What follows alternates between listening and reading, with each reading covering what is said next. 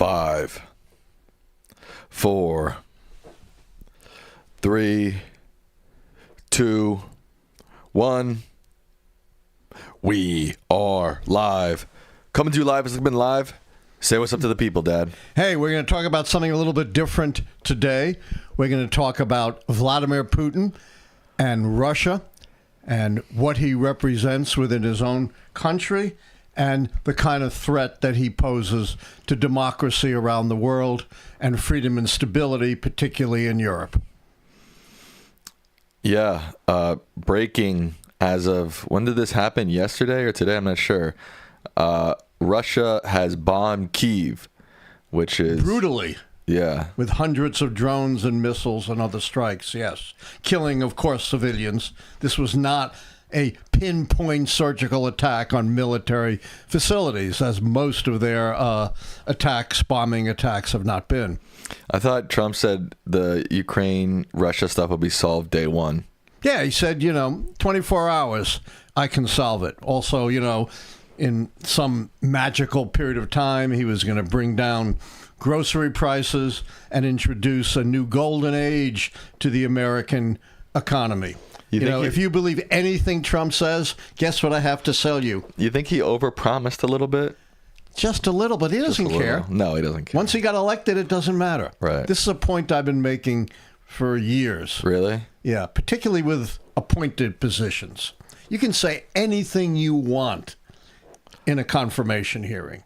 Clarence Thomas came off as the most moderate judge you could possibly imagine. Kavanaugh came off as someone who wouldn't dream of overturning Roe versus Wade. But what does what you say in a confirmation hearing matter once you're in? Well, this is not, Trump... let me finish. Just answer that question. And I'll get to the rest of the point. Chill. The rest of the story. Nothing. Same thing with election promises. Once you're in office, and particularly when you can't run again anyway, although he has some musings about that he could, but let's assume he can't, doesn't matter what you said during the campaign. No one can hold you to anything. No one can hold you accountable to anything, and you still have, freedom basically to do what you want. Of course, with Trump, it's different than any other president. Doing what he wants means honoring no constitutional limits, no limits under law, and no separation or balance of power between the executive, the Congress, and the judiciary. That's how I tied it. It wasn't necessary. I think you've said that 1,000 times already, too. So other than that, thanks for crashing down on me like that. Hey, you can take it. You're young and sharp. Pam Ponzart is here from Northwestern Nevada. Alf is here from Sweden. Tanika says, hello, Professor and Sam. Just wanted to give some shout-outs to a few people I saw in the chat. Sounds good to me. Now. A lot of sports stuff happening right now, too. NFL draft, NBA playoffs, and we're here with you. Giving it to you live on Lichtman Live. Now, there was a big trade in the NFL draft, right, Sam? What happened? The Jacksonville Jaguars traded up with the Cleveland Browns and selected Travis Hunter, cornerback, wide receiver, Colorado. Yeah, probably the only genuine full-time two-way player who's any good, who's also an All-American in the recent history of the NCAA, wouldn't you say? I can't think of anyone else like that. Yeah, and then in the recent future, in the recent memory, recent past, yeah. And you seem to think he might play both ways in the NFL. No, I said no. I said no shot. Oh, no shot. Yeah. I agree with that. Not because he can't, but because the chances of getting hurt when you're doing that don't just double; they increase exponentially. Mark McDonald says, hi from Australia. Wow. Pamela says, good evening, Professor and Sam from Detroit, Michigan. So let's talk about Putin and Russia. Putin, for decades, has been the dictator of Russia. There are sham elections that take place in Russia. There are sham opinion polls, but none of that matters. he has total control over Russian government and society, and has had it for a very long time, rigging elections, stifling dissent in sometimes violent ways, punishing his enemies, sometimes in violent ways through at least imprisonment, and there are certainly credible allegations that he retaliates violently, even lethally, against his enemies. But what there is no question about is that he has imposed a solid one-person authoritarian rule over Russia. And it's very hard to dislodge that. How much, Sam, of a democratic tradition does Russia have? I'm not answering any of your trivia questions. That's not a trivia question. Unless you answer mine. Nope. That's a big picture question. It's an easy one. I'm only doing equality on this show. No, virtually none. You knew that. Before the Soviets took over, it was the czars, authoritarian rulers, who ruled Russia. Then the Soviets ruled Russia, from 1920 through 1991. Then you had a very brief respite, barely a decade of limited democracy before Putin took over and snuffed out democracy in Russia. So it's not as if Putin is out of step with the history of his country, which has been one of fairly consistent authoritarianism. Not that Russia isn't a great country in many ways. I've been there many times. I love the people. I love the culture. I even love the food, believe it or not, although Russia is not necessarily known for its food. But sadly, it doesn't really have a democratic tradition, and Putin is very much in sync with that history. But don't just take my word for it. There are independent international organizations that rate countries according to freedom and democracy. One of the most respectable and the most credible is Freedom House. And here's how they rate Russia under Putin. Global freedom. How does freedom in Russia compare to freedom around the world? The highest rating is 100. Some nations come close to that. Russia gets a 12. 12? A 12. That's not good. Yeah, if you would say 65 is passing, they are not even close. They're not even in the stadium when it comes to freedom. Then they specifically are looking at something very important in today's world, internet freedom. They rate a little bit better, but not much, 20 out of 100. Yikes. And here's the most incredible one of all about authoritarian regimes. 100 is the highest. Yeah. They rate 1. No. 1? 1? I'm not sure anyone rates 0. Maybe North Korea. But North Korea. 1. Yeah, that's pretty bad. This is just astonishing, And if you look further, at their 12 rating on freedom, it gets even worse. Political rights, critical for any regime, any authoritarian regime to snuff that out. 4 out of 40. 4 out of 40. Civil liberties, 8 out of 60. And, there are other rating organizations that similarly rate Russia grossly failing grades when it comes to democracy, freedom, fair elections. Right.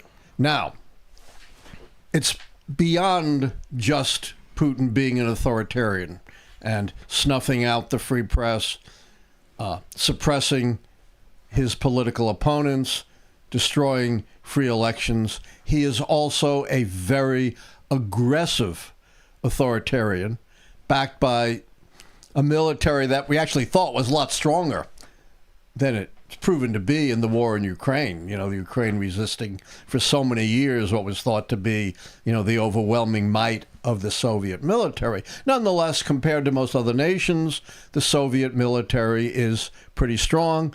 And Putin has shown he is willing to use military force to further his ambitions to reestablish the Soviet empire, or maybe even more broadly, an empire that rules not just in Eastern Europe, but across Europe altogether.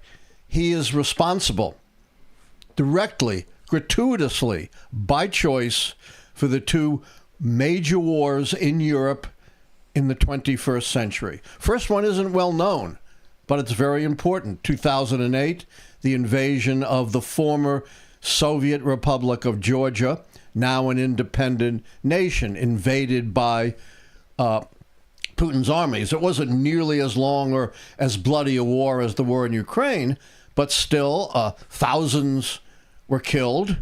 And while the estimates are difficult, estimates rise as high as 200,000 persons being displaced as a result of the ethnic cleansing that Putin was enforcing in Georgia. And then, of course, the second war of choice, gratuitous, aggressive, the invasion of Ukraine. Putin directly responsible for the two major wars in Europe in our own time. Now, as I said, his ambitions are not limited to Ukraine and Georgia. He clearly has much greater ambitions, as I said, to recreate the old Russian or Soviet empire. And here's what really frightens me, Sam. Oh. That I see the possibility that two established authoritarians and one perhaps aspiring authoritarian, and this is pure speculation, but it's based on studying history for well over 50 years, that these three rulers could be thinking about dividing up the world into three separate imperial regions. What? That's right. You think so? Who are the three that I'm talking about? Trump, Xi, and Putin. Putin. And Trump, of course, is the aspiring authoritarian. And we've seen signs of this with Trump trying to buy Greenland, trying to get the Panama Canal back from Panama, making deals with authoritarian rulers in Latin America. Of course, we've seen this with Putin's aggression in Europe, and we've seen this with the big Chinese buildup in the Far East, which threatens other nations in that region. Again, I'm speculating here. You know, there isn't firm, concrete proof, but it's reasonable speculation based upon history and based upon what we know about these three rulers. Now, Sam, you reminded me of something, right? What? Trump said after Putin launched that vicious bombing attack on Kyiv. He said stop or whatever. Yeah, and what are the consequences of that? Nothing. Nothing. It makes it look like Trump is standing up to Putin when, in fact, he's been as taking nothing from wishy-washy Putin. as possible with Putin. What was that? I said he's been as wishy-washy at best with possible. I would say more than wishy-washy. Right. Again, I'm not the world's greatest expert in foreign affairs, but I know something about it. And there are lots of experts who said what basically Trump has done with respect to the war in Ukraine is try to settle the war strictly on Putin's terms, right? Yeah. Concede Crimea to Putin, which he illegally seized in 2014, and then cede to Russia all the other territories that they also illegally seized as a result of their invasion of Ukraine. This was one UN member gratuitously, aggressively invading another UN member. That doesn't happen all that often. Second time Putin has done it. First was the invasion of Georgia, of course. Another egregious example of this was Saddam Hussein's invasion of Kuwait. Do you remember who was president back then during the Kuwait invasion? Bill Clinton. Close. George H.W. Bush. A Republican. And did we just sort of turn our eyes and say, no big deal, who cares what Saddam Hussein has done? No. We organized a military operation, boots on the ground, to expel Saddam Hussein from Iraq, going on our high horse saying, one UN member should not gratuitously and aggressively invade another. This is a Republican who did this. It also gave us our first war hero since the Korean War, Stormin' Norman Schwarzkopf. It also presented a very interesting question for H.W. Bush and his top advisors, Colin Powell and Dick Cheney, whether they should go to Baghdad and topple Saddam. And they decided not to, because if you topple Saddam, who owns Iraq? We do. Well, then they did it. And then the same advisors did it with W. Bush. Under W. Bush. That's one of the great ironies of history. But, where is the outrage now about one UN member aggressively, gratuitously invading another and trying to take over their territory? Trump has given so much to Putin while getting nothing in return that he has become the favorite, the champion as seen by Russian state media. They are very explicit about this. Here is one commentator who said, quote, "No one could have imagined we would live to see the day where the correct answer about to whom Crimea belongs would come from the President of the United States.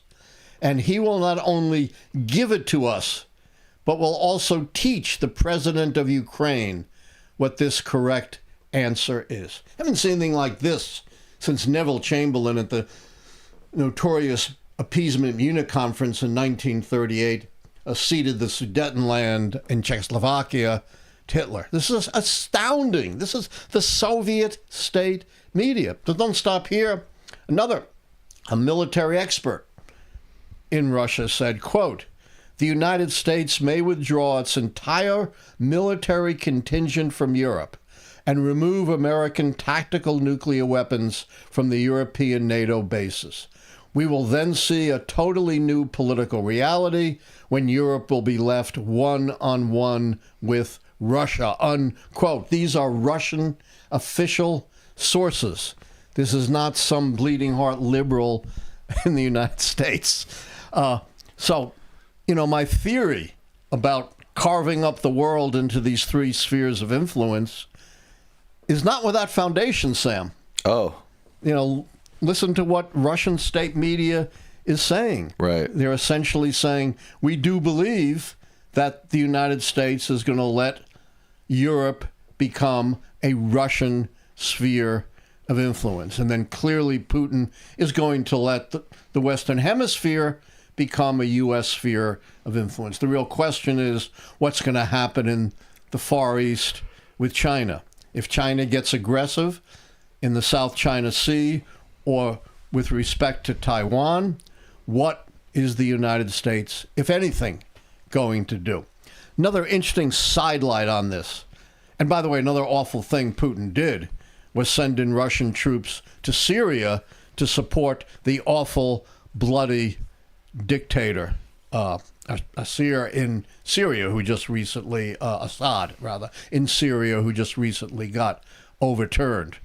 Absolute brutality on the part of Russian troops on what they were doing in Syria. So I do think there is some basis for what I am arguing here, speculative and suggesting. But if you look at Russian state media, it certainly seems to fit that model. Another thing I want to point out, another irony. One of the points that Trump emphasized in his campaign, right, Sam, was he wasn't going to push us into any of these needless wars in the Middle East, like the Democrats or the rhino, awful Republicans like George W. Bush has done.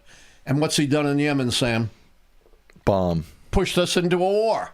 Maybe a bombing war, but there have been lots and lots of bombing attacks on Yemen. It's a war. I don't care how you define it, it's a war. Military ordnance is being used. People are being killed. Property is being destroyed. That is a war. And by the way, it's likely to be a totally futile war. Almost never in the history of the world have you won a war solely by bombing. That doesn't work. Maybe the biggest exception would be the war in the Far East, World War II, but that was the atomic bomb, a little bit of a different situation. We have been bombing Germany and Japan mercilessly and endlessly and not ending the war. Did our merciless bombing of Vietnam defeat the North Vietnamese, Sam? No. No, we actually lost that war despite, overwhelming air superiority and an overwhelming bombing campaign. It just results in death and destruction, mostly of civilians. Same thing in the Korean War. Our bombing did not win the Korean War for us. It just doesn't work that way. And here again is Trump dragging us, contrary to everything he's been preaching, into another heedless war in the Middle East. But there is some really good news, Sam. Oh. Ronald Reagan said the crown jewel of American rights is the right to vote. He said that when he was signing a 10-year extension of the Voting Rights Act. He was a great champion of voting rights, believe it or not, and of the Voting Rights Act. I think I did more expert witness work for the Department of Justice under the presidency of Ronald Reagan. I guess that shows how old I am. Than any other president. And Trump, of course, has totally disregarded, disrespected the legacy of Ronald Reagan, launching broadside attacks on the right to vote based upon fabrications. There's all this fraud, these millions of illegal aliens are voting. I've been studying this for decades. It's been studied by scores of other independent analysts. It's been studied by election officials themselves. It's been studied by Trump's first-term own Justice Department and cybersecurity operation.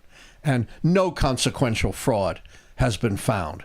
It's like waving the banner, waste and abuse, and using that, to wholesale dismantle federal programs and fire people, even though they didn't establish any proof of waste and abuse and no proof of fraud. And one of the worst things he's tried to do is, by executive order, demand that in order to register to vote, you have to establish proof of citizenship. Three huge problems with that. One, it directly conflicts with federal law. Two, lots of people don't necessarily have the kinds of papers which are limited that are designed to prove that you are a citizen of the United States, particularly more marginalized and minority peoples don't have this kind of proof.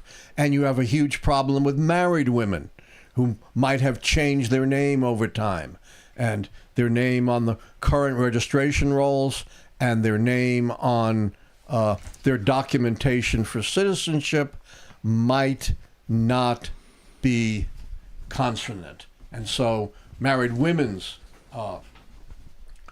registration is in danger. Well, the judge minced no words. Judge Colleen Kolar Catelli, 120-page opinion in which he said, our Constitution entrusts Congress and the states, not the president, to unilaterally regulate federal elections. In other words, you can't just do this by fiat because you are the president. She went on to say, no statutory delegation of authority to the executive branch permits the president to short-circuit Congress's deliberative process by executive order. In other words, you're not the king. You just can't issue decrees that change how we conduct elections without an act of Congress. And, our voting rights protections. You need some help there? By fumbling these papers here. So this is a huge victory for voting rights. Unless this is overturned by the Supreme Court, and who knows if it'll get to the Supreme Court and how they may act. But right now, Trump would have to get this through Congress. It's called the SAVE Act, and it, of course, saves nothing. It's already passed the House, not surprisingly, strictly along party lines, but it's not going to pass the Senate because he's not going to get Democratic support, and it takes 60 votes, except for reconciliation votes, to get anything through the United States Senate. This is just one of a whole series of defeats that Trump has faced on the part of the courts. Defeats on his immigration policies, on his anti-so-called DEI crusade, on his attacks on law firms, on his dismantling of federal agencies, on his firing of federal workers, on his invocation of the Alien Enemies Act of 1798. Time and time again, Trump has suffered losses in the courts, which is reminiscent of what happened in 2020. Trump and his allies went to court to try to overturn the 2020 election in some 60 cases, and they lost them all in front of Republican-appointed judges, Democrat-appointed judges, judges appointed by Trump himself. They won one totally inconsequential victory. Now we're seeing that again. But, the Supreme Court was very good in the aftermath of the 2020 election. They really wouldn't entertain any of the frivolous claims that Trump and his allies were making. But it remains to be seen if these other cases, which differ from the 2020 cases, get to the Supreme Court and how they might or might not act. Can I ask you a quick question? Of course. In regards to the Russia-Ukraine conflict, specifically Crimea, how much blame gets put on Obama for the whole Crimea situation? Oh, I think there is some blame to be placed upon Obama. I'm not sure what he could have done to keep Russia from seizing Crimea. Was he going to send American troops to defend Crimea from Russia? Not, a very palatable situation in that, it's virtually on the Russian border, not quite, but many thousands of miles away from the U.S. But he, I don't think he acted sternly or strongly enough. I'm willing to criticize Obama. I have many times when I think he's done the wrong thing. But I'm not a what-about person. Trump's actions need to be examined on their own and not deflect to say, but what about this or what about that? Well, of course, I'm not advocating No, but you make a good point. For whataboutism. No, you're not, and you make a good point. But there's way too much whataboutism and way too much of this both sides. It ain't both sides. You need to judge the two sides and not just throw up your hands and say, it's both sides. That's an abdication of responsibility, something Sam will never do on this show. No abdication of responsibility on this show. Not on this show. Not on this show. You tell him. All right. Do you want to get to some questions? I'm always ready for questions. You got housekeeping stuff, though. Well, I was about to say it before you said it. Oh. I was like opening my mouth to say it. Yeah, you're way ahead of me. If you're not subscribed, please subscribe. Turn on that notification bell so you know we're live. But we're always live Tuesday, Thursdays, 9 p.m. Eastern. We got 1,000 people watching, but only 400 likes. Go ahead and click that like button, why don't you? If you want your questions in the queue for this man, you got to become a member or you got to donate. And we appreciate each and every one of you who does either or. And we appreciate every single one of you who are just watching, too. Absolutely. You don't have to be a donor or a member to be appreciated, although we'd love if you were. Should we check the Knicks score real quick? Yep. Let's see how the Knicks are doing. I'm a big Knicks fan, being from my hometown of Brooklyn. 99-91 with 7:15 left in the fourth. Knicks are ahead. Yeah. That sounds okay, but not secure. Knicks are known for their fourth quarter collapses. Right. Our first question is from one of our members, Maths OP. They say, do you think the war in Ukraine will be over before 2026? Oh, I hate to speculate and answer hypotheticals, but it's no better than 50-50. But that's a sheer guess, because I don't think Zelensky is going to cave in to give up a big piece of Ukraine to Russia, and certainly not without ironclad security guarantees from the United States to prevent Putin from going back in. So you give Putin all this territory. He already has tremendous leverage in Ukraine. You don't let Ukraine join NATO. You don't give them American security guarantees. And I think it's way better than 50-50 that Putin goes back in and this time conquers Ukraine. I think it's not going to be over by 2026. Yeah, I think that's probably right. That's why I say no better than 50-50. I hope so. Yeah. I hope so, because there's a lot of people who have been killed. Oh, it's just awful. Philip H. just donated 5 memberships. Philip nice. H. We love the members because that gives us stability. Philip H. is he often gifts memberships, so we appreciate you, Philip H. This question... I was about to second that. We sure do. This question is from Junaid Naik. They say, can the U.S. get involved in a potential standoff between India and Pakistan due to the terrorist attack in Kashmir by the group behind the 2008 Mumbai attack? Can China and Russia get involved? God, there are so many sore spots around the world that people forget. One of the worst sore spots where conflict has been going on forever is in the territory between India and Pakistan. And of course, our viewer reminds us of the awful 2008 Mumbai attack. I don't think the United States is going to become directly involved in that, particularly when we have a totally incompetent Secretary of Defense. China and Russia are more likely to get involved, but that would be pure speculation. One of my friends sent me a funny text today. They said, Vance hosts the college football champions, breaks the trophy. Vance visits the Pope. Pope dies the next day. Vance visits India. Pakistan attacks India and starts a war the next day. Dude's on a hell of a run. Wow. Pretty funny, huh? The angel of death. Or just bad luck. Well, it's getting to be a little more than coincidental, isn't it? That's what I'm saying. Yes. $20 donation from Bilal Nadim. They say, just because Group A says 1 + 1 = 2 and Group B says 1 + 1 = 3, you can't say both sides and therefore 1 + 1 = 2.5.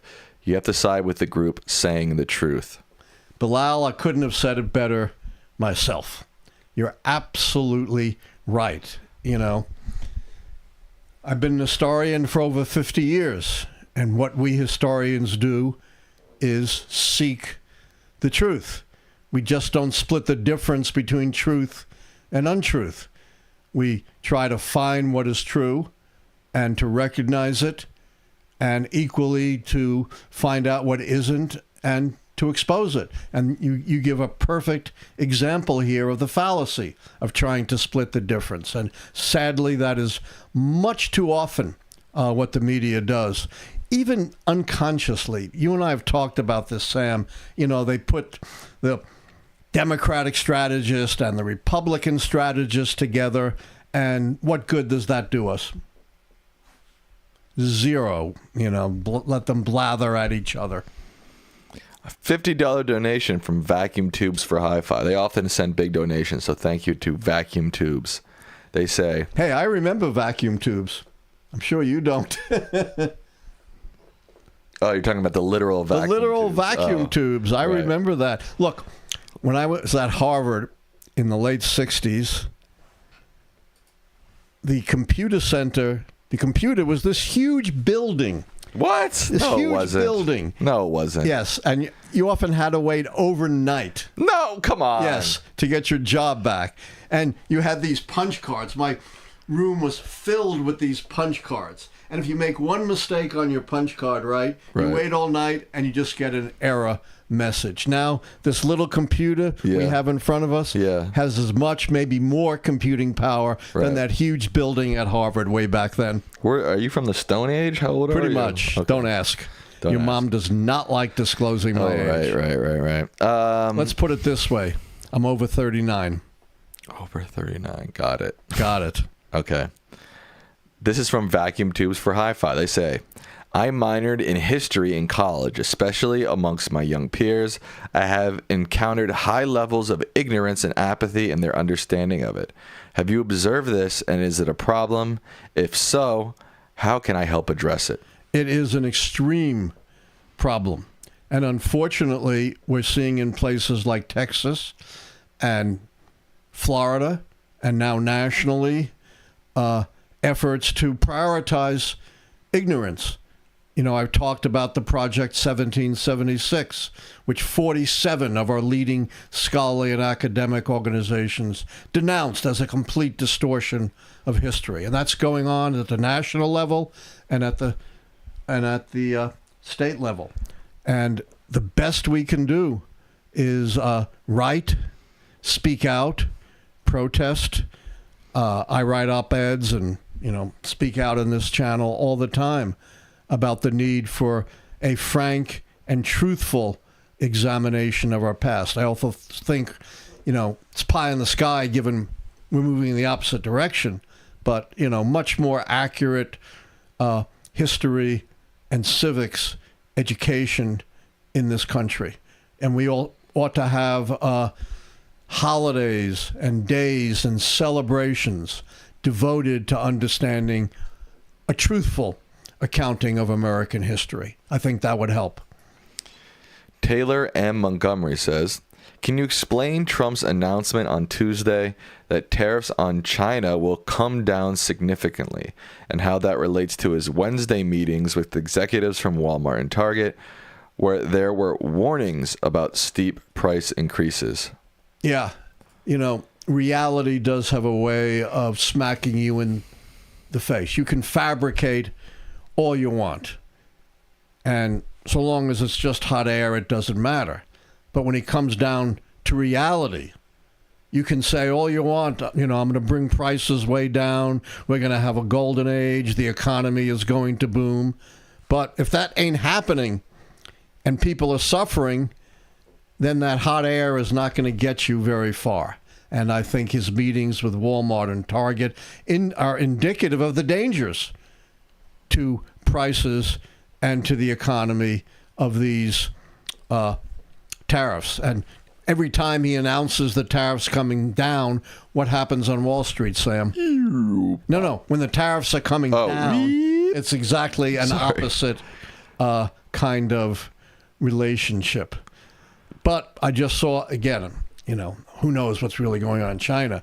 But I did see a report from China saying there aren't any negotiations with the Trump administration about the tariffs. Trump supporters tout him as this great deal maker, this great businessman. He is one of the worst deal makers, one of the worst businessmen in the history of the country. Look at my book, The Case for Impeachment. I have a whole chapter on Trump's broken deals, broken, never completed Trump Towers in Tampa and Fort Lauderdale, smashed projects that didn't work in Puerto Rico and Toronto, in parts of Europe, in Hawaii. His track record as a deal maker and businessman is littered with awful failures. But who suffers from those failures, Sam? Is it Trump? No, because he doesn't put his money in it. It's the poor suckers who invest in it who are left holding the bag. No deal-making expertise or success on the part of Donald Trump. And what deals did he make in his first term? None. No greatly significant deals. In fact, his biggest initiatives were failed deals, pulling out of the climate accords, pulling out of the Iran nuclear accord, promising, I'm going to get you a much better deal with Iran. 4 years in his first term, no deal. 100 days in his second term, still no deal. Why were we touching fingers there? That was weird. It's like in the conclave, the Sistine Chapel, the finger of God and the finger of Adam. I didn't like that. Glenn Kirshner just said that there's one more week left before Judge, I'm not sure how to say this name, Zinnis, yeah, either gets her way or files a contempt charge against Trump. Any comments? Yeah. Greatly respect Kirshner. He knows a lot more about the courts and the law than I do. He is a lawyer and a former prosecutor. I'm a little skeptical. I wonder if a judge is going to be willing to file contempt charges against Trump. I think that may be a step too far, even for the most bold judge. I say do it. Oh, I agree. I think it should be done. But I'm just saying I'm skeptical whether a judge will do it. Maybe more likely is contempt charges against officials in the Justice Department who astoundingly just get in front of these judges and say, we don't know. No one told us. We can't give you any information. And the judges are just fuming over that. Member Juan Fan says, Professor Lichtman, I watched your first lecture on the 92nd Street Y yesterday afternoon and asked you about gerrymandering. It was such an eye-opener. On a different matter, could you talk about McCarthyism and the Red Scare, which seem to be relevant again in today's political climate? Thank you very much. Thank you. I really appreciate your attending my lectures on history. The McCarthy era was a dark spot in American history. Joseph McCarthy was an unscrupulous red baiter who went after people based upon little or no evidence of their ties to communism or their threats to national security. People lost their jobs, lost their reputation. He also helped launch something parallel to the Red Scare, which is much less well publicized, but actually in many ways more hurtful, the lavender scare. What? I've never heard of that. The lavender scare is a whole book, which I commend to you, called The Lavender Scale. And that is going after non-heterosexuals. Really? Many more people got fired or barred from jobs because they were alleged homosexuals than those who were alleged communists or communist sympathizers. I've never heard of that. Most people haven't. As I said, there's a wonderful book on it called The Lavender Scare. It's, again, one of those, unknown parts of American history that should be a lot better known. And the parallels with the current situation could not be clearer. Once again, they're going after people based upon their gender and sexual identity, which has nothing to do with national security, productivity, contributions to society. And once again, they're going after people because of their political views, even if those views have nothing to do, again, with national security or anything else. So, yes, I'm not going to try to pronounce the viewer's name, but you're right, spot on. This is from Discord member Vladimir Plantin, my good friend. Professor, I have been drafting a new constitutional amendment to lower the national voting age from 18 to 10. That's a joke, right? This same amendment would also bring back civics and media literacy classes to all grades between 4th and 12th. In my view, a very effective way of educating our children about political process would come directly from them being granted participation in it, just as the 26th Amendment did for those aged 18 to 21. Could giving kids the right to vote in these ways help strengthen our democracy? That's a very, very brilliant kind of satiric question. And, there is something behind it, although I think maybe going down to 10 is obviously a little extreme. I think, the viewer means it to be provocative, not to be taken literally. But here's the thing. Of course, I advocate history and civics education. But the point is, what is going to be the content of that education? Is it going to be the distorted, politically driven account of our history and society in the 1776 report that virtually every serious scholar in America has disavowed?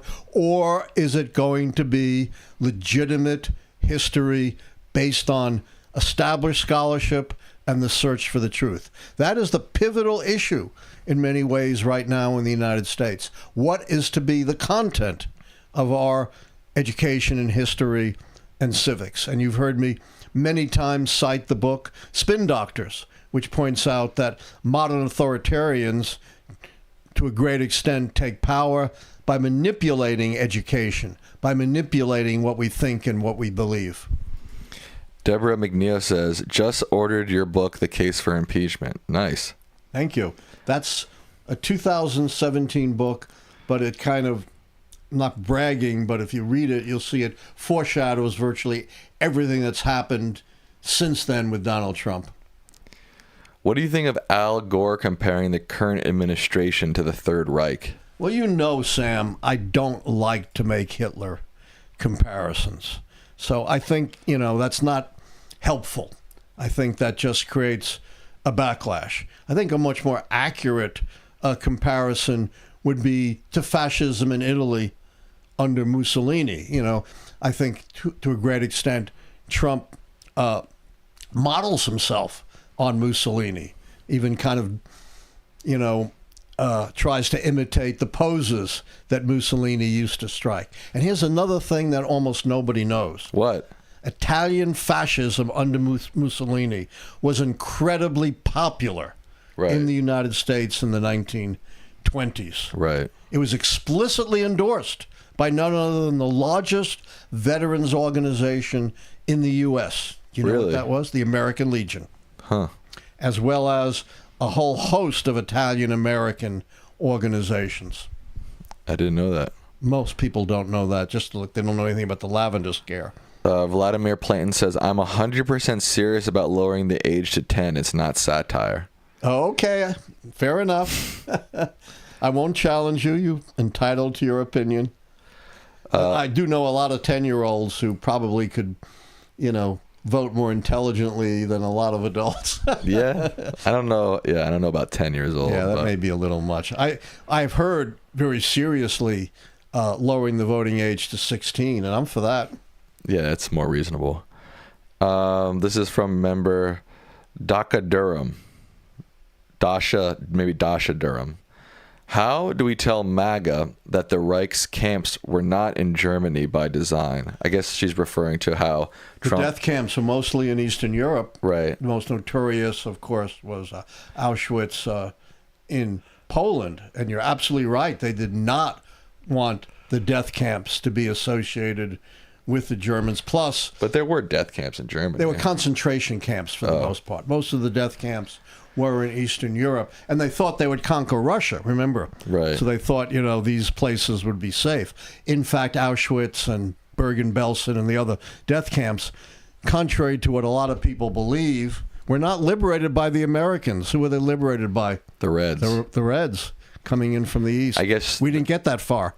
I guess they're referring to maybe the fact that MAGA is opening these camps or prisons not opening them, but sending prisoners to El Salvador. Or well, that's a very good analogy. Out of sight, out of mind. Yeah. It's El Salvador. They may torture these people, put them in inhumane conditions, but hey, that's on the El Salvadorian government, not on us. Right. And Trump has explicitly said that. Whatever happens with Alberto Garcia, nothing to do with us. That's on El Salvador. Remember, Walter Dominics says, is there any history of the military not abiding by the president's order in the U.S.? Not really. For the most part, there have, of course, been individual soldiers and commanders who have not abided by the president's order. But when you're talking about the military writ large in terms of the generals, the Secretary of Defense and other officials, no, they have abided by president's orders, although one might make an exception for Andrew Jackson. If you want to go way back, to the early 19th century, he didn't care what Congress and the president were saying. He was going to wage his brutal war against the Indians and the Spanish no matter what. So there is an example there. There you go. Yeah. But you got to go way back. You were alive then, right? I was. I don't think I knew Andrew Jackson. Gotcha. I might have known Henry Clay. Gotcha. Yeah. How could Trump be successfully impeached? And if so, is there a way forward to do away with J.D. Vance as well? Nothing will remove them, ... and allow another election or allow Harris/Walz in their place, correct? Correct. Well, they're not going to be impeached by a Republican Congress. Congress has the sole power to impeach. But by the way, J.D. Vance, as vice president, is equally subject to impeachment as the president. All federal officers are subject to impeachment. But even if you got a Democratic Congress and impeach these guys, they'll never get convicted by the Senate. We saw that in the two impeachments coming out of Trump's first term. In the second impeachment, you had the unprecedented situation of 7 members of his own party voting against him, voting for conviction, but they still didn't come close to the 67 votes needed for a conviction. Moreover, even if they were removed by impeachment, Harris and Walz would not become president or vice president. Who's next in line after Vance and Trump to be president, Sam? The man who speaks to the almighty, Mike Johnson. Exactly. So I don't think that's anything that, most people in our audience would want. Cosmo Trilby says, ignoring Supreme Court rulings is a colossal line to cross, yet Trump and his gang of flying monkeys do it so brazenly. Do you think there is any line Trump can cross that is so egregious that the GOP and his supporters would abandon him? Oh, boy. No. January. If they're not going to abandon him after January 6th, it's not going to be anything. Exactly. I was about to say, I'm reluctant to say anything is going to crack the hardcore base. But here's what's been happening, and this is very important. Trump can't win just with his hardcore base. He needs the independents. And according to the recent polls, he has collapsed among independents. He's down to about mid-30% approval rating among independents. That's a disaster for Trump. And it's pulled down his overall approval ratings. I saw something astonishing from Trump. I don't know if you saw this, Sam. Do you see what he claims his approval rating is? He claims, I've seen him do it many times. I don't know if I've seen him do it the latest time. What did he say now? Oh, it's the greatest ever, of course. We have never seen anything like this. Trump says that 1,000. Right. Over 70%. Right. He's actually, according to the averages, about 42%, only exaggerating his approval by about 30 points. This is the same guy who said everyone wanted to overturn Roe versus Wade and return abortion to the states, even though every single poll showed north of 60% of Americans opposed the overturning of Roe versus Wade. That's hilarious. It's hilarious. And, do you think, Sam, what? Even his hardcore followers believe this stuff? Yes, probably. Probably, because they're in the bubble. And they also think that all the polls that we're looking at are mainstream DNC media, and they're all biased against Trump. I think they actually believe stuff like that. Yeah, I think you put your finger on something very important. I did? Yes. And that is they're impervious to contrary information. Yes. Because it never gets any further than saying it's, the mainstream media, it's the swamp, right, they're all it's biased. The liberals, it's Biden, they're all out to get us. Yeah. So we can't give credence to anything that they tell us. Right. Professor, what will it take for Trump to fire leaky Defense Secretary Pete? Any suggestions you would think of, please? Well, I don't think Trump listens to me, although who knows? Maybe he's tuned in to this channel. I hope he is. I don't think he'll fire him. Trump doesn't fire anyone. But I do think there's a fair chance he will, quote unquote, voluntarily leave, or, when it's in effect being pushed out. But I'm not sure that's going to be of any benefit, right, Sam? Right. But you said Trump doesn't fire anyone. Isn't that his whole shtick? Is that he's always firing people? Yeah, that's a shtick, and like everything else, it's as phony as my $3.50 bill. Where you have a $3.50 bill? You haven't seen that? Can I see it? Sure. Oh, yeah. When? Sometime. Okay.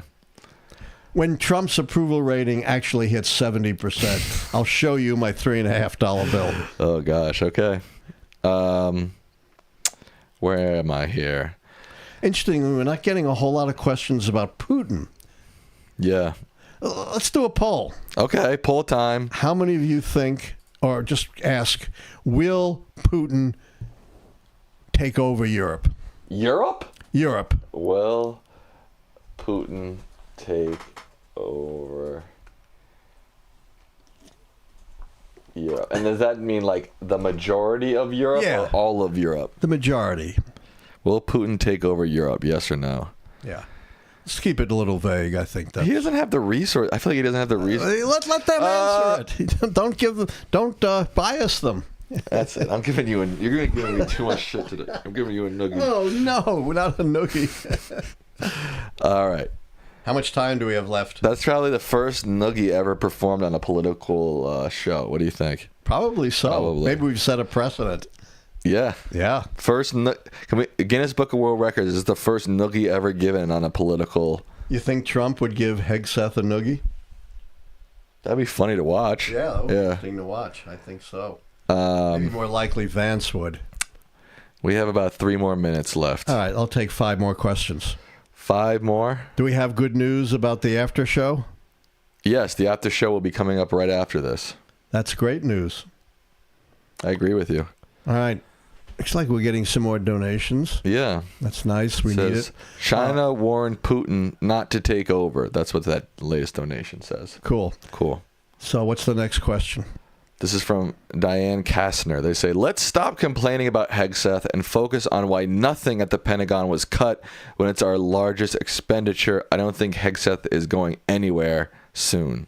As I said, you heard me just say a minute ago that even if Hegseth leaves, that would not solve the problem. Just as, Gates withdrawing from Attorney General did not solve the problem. You got someone as bad or worse, but who didn't have, the baggage of consorting allegedly with underage girls, etc.